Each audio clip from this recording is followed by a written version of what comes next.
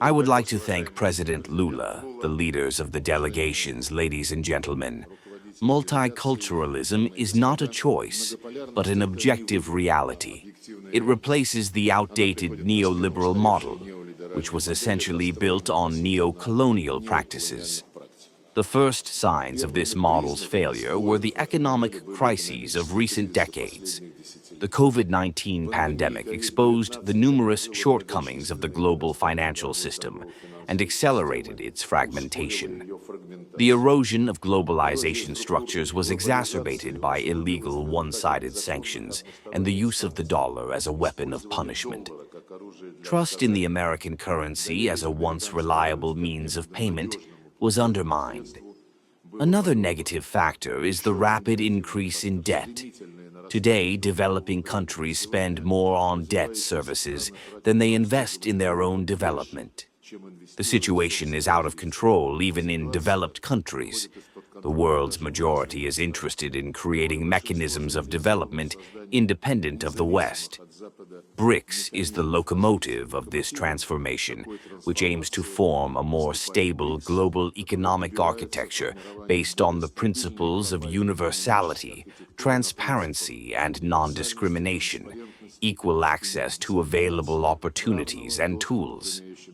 The key importance, as has already been noted, is the reform of the Bretton Woods Institutes, which must reflect the real balance of power in the global economy. It is unacceptable to continue using the IMF and the World Bank to preserve neo-colonial practices. Similar situations are occurring in the World Trade Organization, where work on resolving disputes has been blocked for many years. Last year, an informal BRICS consultation mechanism was launched on the issues of the WTO, and we hope for the swiftest coordination of joint positions and the start of their practical implementation. The problem of financing development is becoming increasingly acute. According to the UN estimates, its deficit is $4.2 trillion a year. Not having enough funds and opportunities to receive loans under acceptable conditions, the countries of the Global South are forced to rely on official development assistance, which, due to the well-known double standards of the West, is increasingly conditioned by political considerations. For example, in 2023, the International Monetary Fund approved an unprecedented loan to Ukraine of $15.5 billion, which is 577% of the country's Ukrainian quota. This is more than a third of the annual volume of all fund programs.